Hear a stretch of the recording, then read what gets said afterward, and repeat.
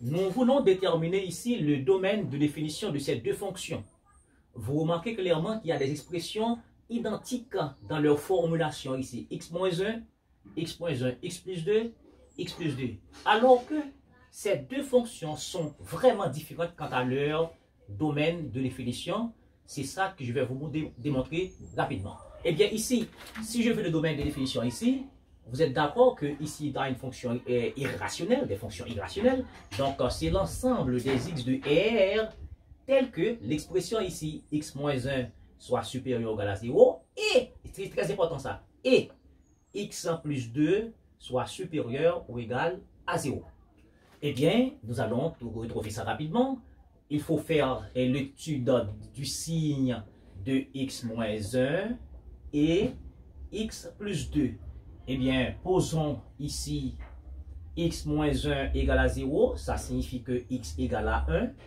Ensuite, x plus 2 égale à 0 signifie que x égale à moins 2. Et puis, nous faisons un petit tableau de signes, vous êtes d'accord? Un petit tableau de signes, là nous avons x, on a moins l'infini, plus l'infini, moins 2 d'abord, ensuite 1.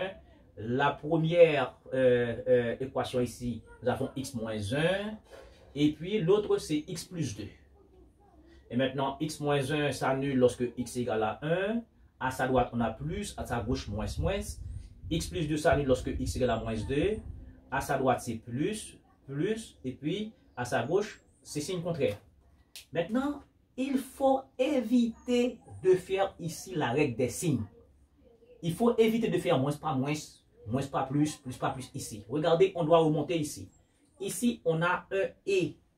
Nous voulons que x moins 1 soit positif et x plus 2 soit positif à la fois. Et, d'accord, c'est l'intersection qu'il faut faire entre ces deux, d'accord, ensemble ici. Donc, maintenant, nous voulons qu'il soit positif. Et regardez, négatif, négatif, on n'a pas besoin ici.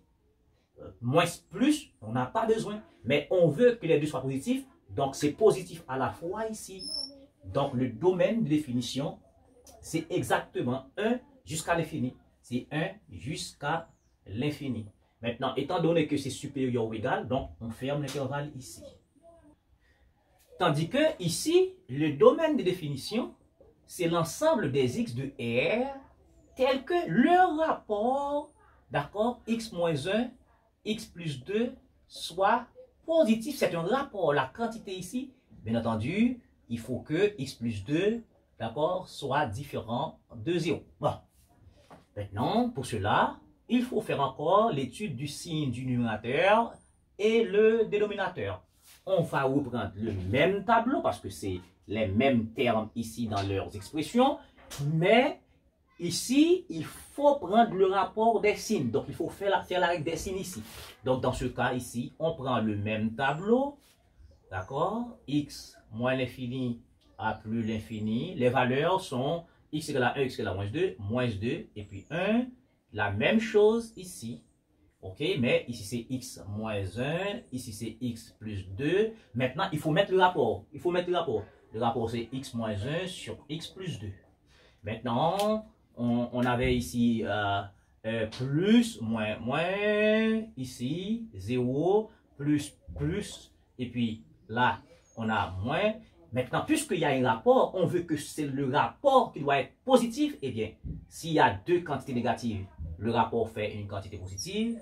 Ici, moins 2, c'était la valeur qui annule le dénominateur, doit être différent de 0. On met 2 barres. Moins plus, ici, c'est négatif. OK? D'accord? Ici, c'est 1 qui annule le numérateur. On a 0 ici. Plus, on a plus. Donc, ici, on veut que le rapport soit positif. Eh bien, c'est positif ici. C'est bon. C'est positif ici, c'est bon. Et puis, c'est faux ici. On n'a pas besoin ici parce que c'est négatif. On veut que le rapport soit positif. Négatif, c'est pas bon.